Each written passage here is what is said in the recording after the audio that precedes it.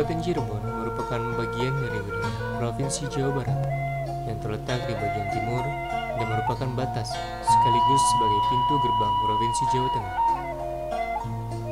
Kota yang memiliki pusat pemerintahan yang berada di jantung kota, tepatnya di Jalan Kalijaga nomor 7, Kota Sumber ini merupakan daerah yang kaya akan budaya.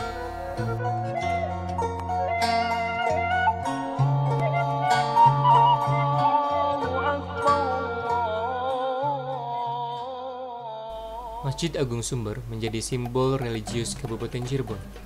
Masjid yang diresmikan pada tanggal 29 September 1993 memiliki 2 lantai dengan luas bangunan 2.393 meter persegi. Bangunan ini merupakan bukti jika Cirebon mempunyai andil besar dalam sejarah penyebaran agama Islam di Nusantara.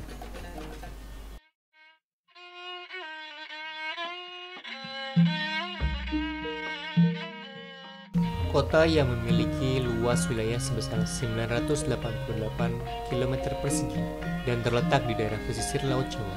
Berdasarkan data yang dimiliki oleh Badan Pusat Statistik Provinsi Jawa Barat pada tahun 2010, Kabupaten Cirebon memiliki jumlah penduduk sebesar 2.065.142 jiwa dengan kepadatan penduduk 1.928 jiwa per kilometer persegi, atau jika dalam persentase, Kabupaten Cirebon memiliki pertumbuhan penduduk sebesar 1% per tahunnya.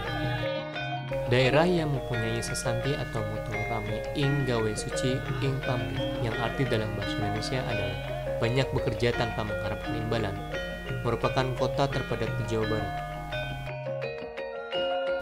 Dalam sektor pertanian, Kabupaten Cirebon merupakan salah satu daerah produsen beras yang terletak di jalur Pantura.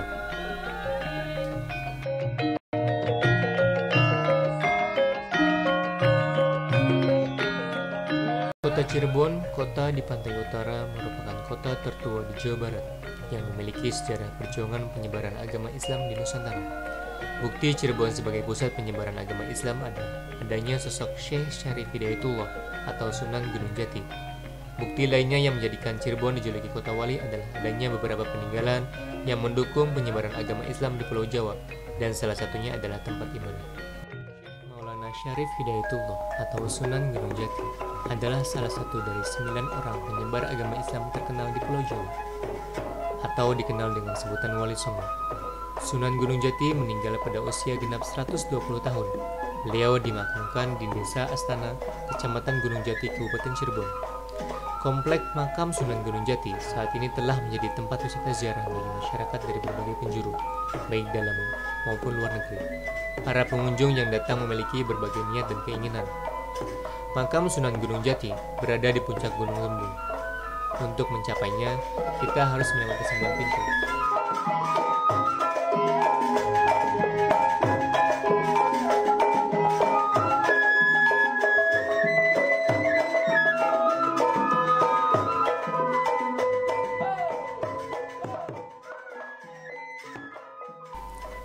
Pintu yang pertama atau dikenal pula Gapura Wetan merupakan awal untuk menuju makam Sunan Gunung Jati. Setelah memasuki pintu pertama, kita akan menemukan para pengunjung yang sedang mandi atau sekedar mengambil air wudhu di tempat sekitaran pintu pertama. Selanjutnya, pengunjung harus melewati pintu yang kedua atau dengan nama lain adalah Lawang Krapyak. Memasuki pintu kedua ini, kita akan dihadirkan tempat berkumpulnya para kemit atau penjaga makam Sunan Gunung Jati.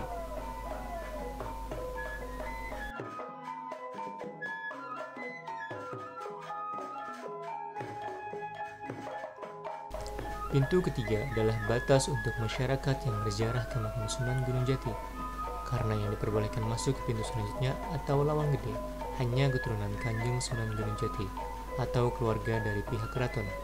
Pintu ketiga ini disebut pula pintu pasujudan. Di depan Lawang Gede biasa dilakukan ritual tahlilan untuk mendoakan Sunan Gunung Jati. Para pengunjung biasanya mengambil air untuk dibawa pulang ke rumah, bahkan meminumnya di tempat. Air itu diyakini membawa berkah bagi para pengunjung.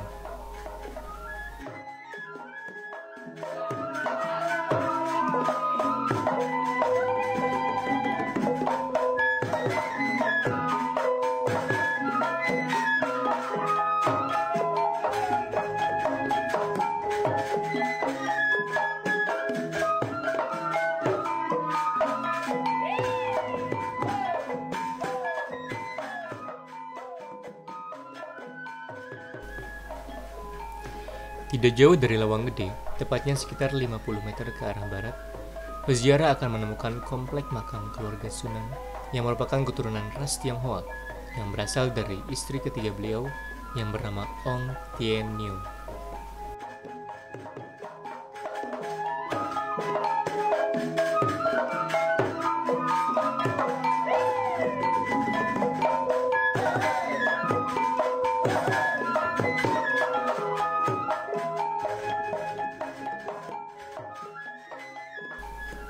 Walaupun masyarakat biasa tidak diperbolehkan memasuki Lawang Gede atau pintu ketiga dan seterusnya, namun masyarakat dapat melihat lebih dekat bangunan yang melindungi makam Sunan Gunung Jati dan memanjatkan doa di dekat makam Sunan. Hal tersebut dapat dilakukan dengan sedikit menaiki anak tangga menuju puncak Gunung Sembung, melalui pintu masuk yang berada di antara tempat berkumpulnya kemit ataupun lawang kerapyak.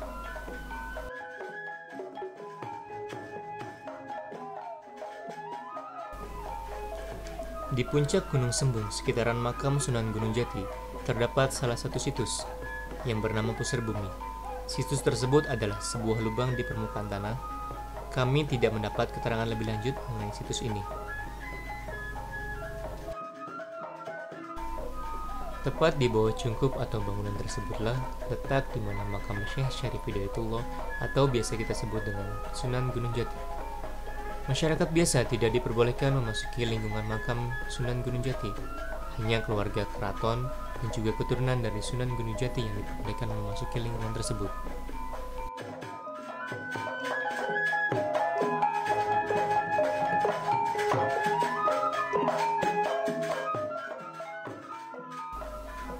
Tak jauh dari bangunan makam, terdapat masjid yang diberi nama Masjid Sang Saka Ratu atau Dok Jumeneng, yang konon dulunya digunakan oleh orang-orang yang Keling yang pernah memberontak pada Sunan Gunung Jati.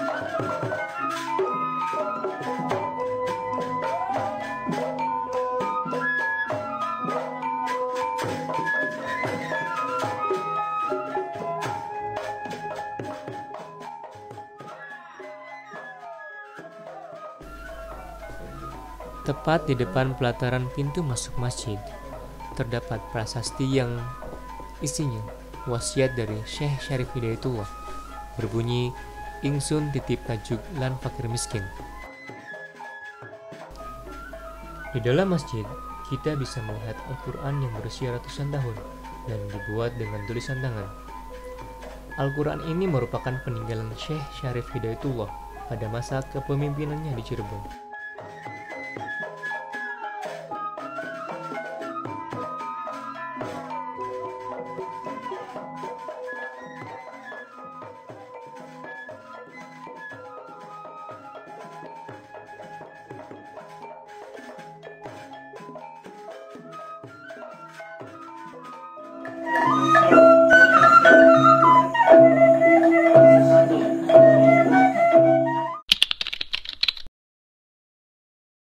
Di sini hariannya tiap hari diskusi, hari Senin, hari Kamis, hari Jumat ada acara di sana di makam.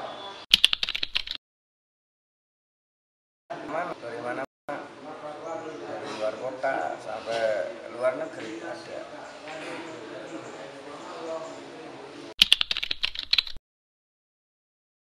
Kalau sini ngomong khusus ya nggak tahu sih maksudnya orang. Jadi kalau di sini aturan sini ziarah selesai pulang. Ada yang misalkan perorangan ya, bukan rombongan. Ada yang di sini berpuasa dari 3 hari sampai 1 minggu.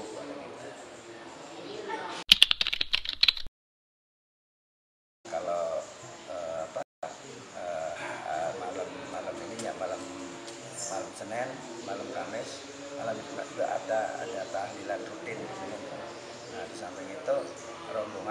sini udah membawa imam masing-masing. Jadi acaranya juga sama itu. Jadi di sini ziarah tahlil itu aja. Kalau perbedaan mungkin jelas ada masalah tempat, terus adat, mungkin begitu bedanya. Jadi kalau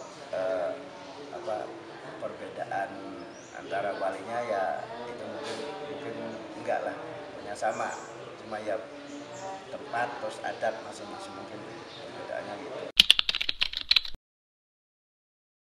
Jadi yang jelas kalau di sini yang ramai sekali itu ya Maulid itu ramai sekali. Nah, sebelumnya misalkan sekarang bulan Safar ini ya begini. Jadi nggak perlu sekali sih. Biasa yang tiap hari penuh itu bulan Rajab 2 itu ramai. Kalau dari luar kan nggak tahu, kan saya ada di dalam, artinya ya itu mungkin pengembangan pariwisata, terus dari mulut ke mulut ini semua di misalkan di Makam Wali Songo juga mungkin begitu. Ya saya mintanya dengan wajar sih ada nggak apa-apa, cuma kalau sampai yang di luar batas wajarannya itu di sini juga pengennya sih ya pengennya jangan sampai terlalu inilah ya, karena di tempat manapun juga di tempat yang keramat itu ada sih. Cuma beda cara masing-masing mungkin begitu. Datang ke sana ini kan mintanya macam-macam dari tamunya. Datang ke sini ada yang minta air. Nah, makanya saking banyaknya air, banyaknya peminta, maka disediakan gitu aja. Jadi minta ininya istilahnya minta karomahnya. Ya biar dapat berkahnya lewat itu, lewat air atau lewat yang di sana ada yang minta kembang, jadi yang dikeramatkan sama orangnya sendiri. Ada yang yang lagi di luar banyak, terus dari Polres, kabupaten itu banyak yang menjaga-jaganya. Artinya buat keamanan, buat kenyamanan dan sekaligus.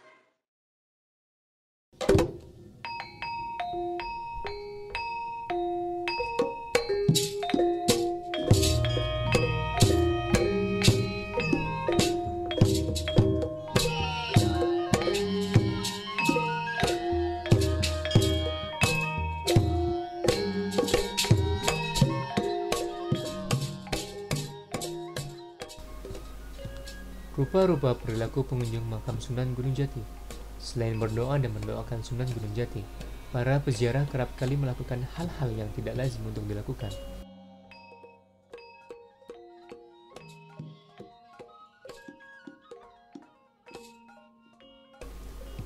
Hal-hal yang tidak lazim dilakukan seperti berusaha menyentuh pintu lalu memasukkan ke wajah mereka masing-masing. Selain itu, sebagian para peziarah rela berdesakan hanya untuk mendapatkan air yang mereka yakini membawa keberkahan.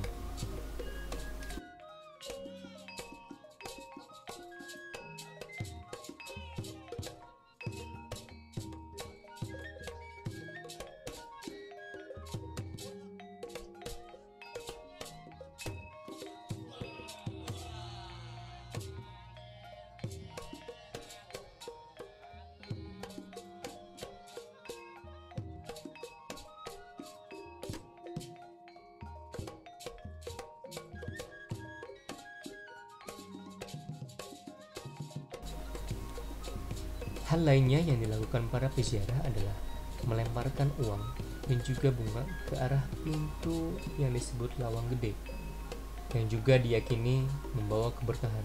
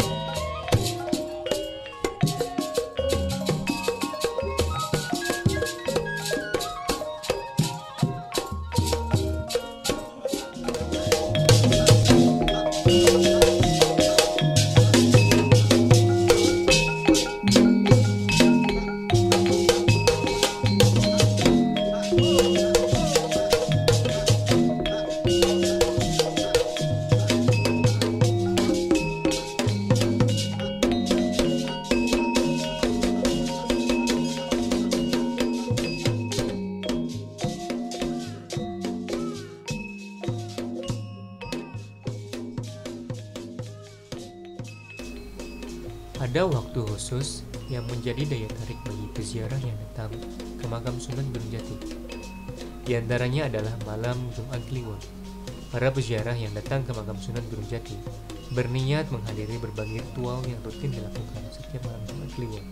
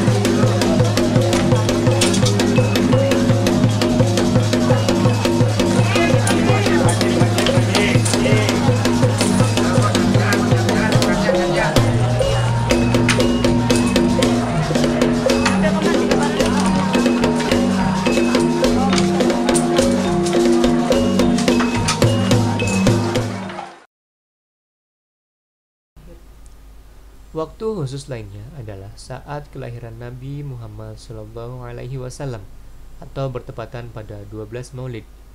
Ritual ini merupakan rangkaian pencucian benda-benda yang dianggap sebagai pusaka oleh keluarga keturunan Sunan Gunung Jati.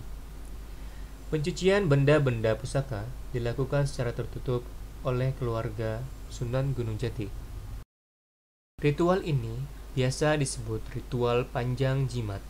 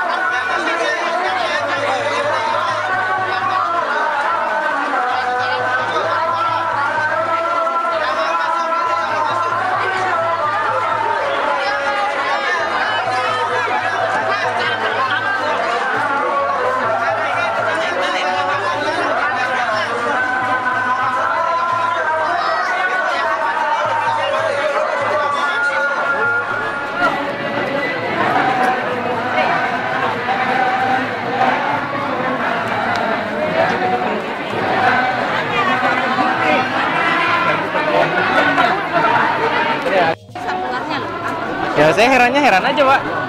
Mas tahu sekali. Enggak, maksudnya enggak ya ngerti lah. Mereka kan lebih ngerti dari kita mungkin tentang agama. Jadi kan mereka kayak gitu ya Pak? Apa mereka keturunan jadi mereka bisa kayak gitu Pak? Sekarang kan pas tanggal 12, Ya? 12 Rabiul Awal pasti penuh.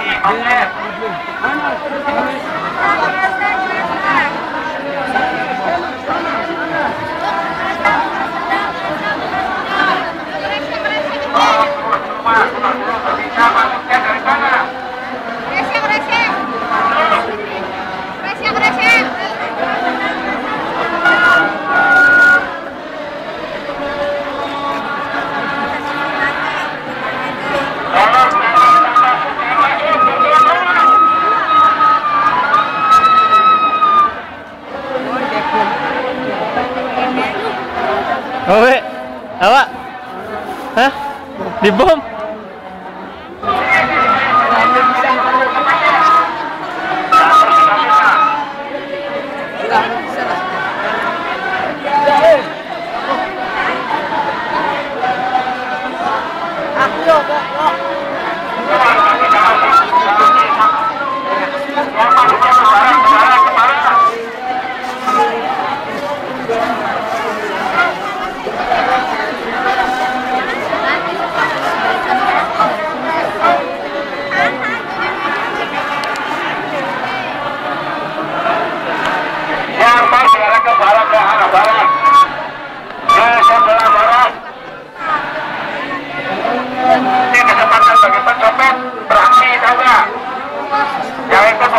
berarti ikut bahwa kesempatan rambut copet untuk beraksi.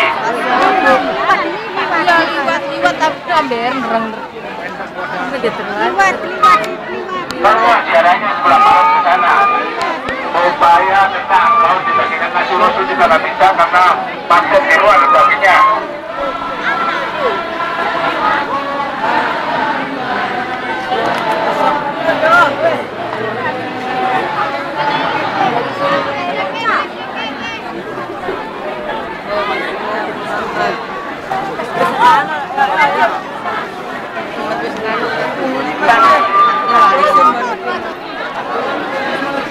Yang mau ziarah ke sebelah barat dari sebelah barat, yang kosong sebelah barat dari sebelah barat, yang mau masuk dari sebelah barat masuk.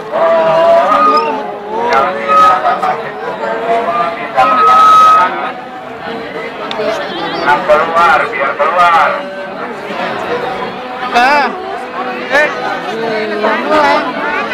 Jangan mengorbankan diri, jangan mengorbankan diri. Banyak pencopet berkesempatan pada saat begini. Ya Allah. Ziarahnya dari sebelah barat ke barat, ke barat itu barat, itu barat. Di sini yang keluar aja nggak bisa, malah dibantu. Tolong tidak bisa, tolong. Mama aja cerita. Yang mau ziarah ke nasi rasulnya itu dibagikan pakai karung. Nasi rasulnya dibagikan pakai karung, Bu. Itu silakan yang mau minta silakan. Itu nasi rasulnya disediakan, Bu. Disediakan nasi rasul di Pasar Batu Pondoko. Disediakan sudah dibungkusi semua. Ziarahnya ke barat, masuknya melalui pintu barat. Keluar. Nasi rasulnya sudah dibagikan di Peteban. Jamaah ziarah masuknya dari sebelah barat. Belok kiri. Ini yang keluar aja nggak bisa apalagi masuk. Awas, hati-hati. Awas.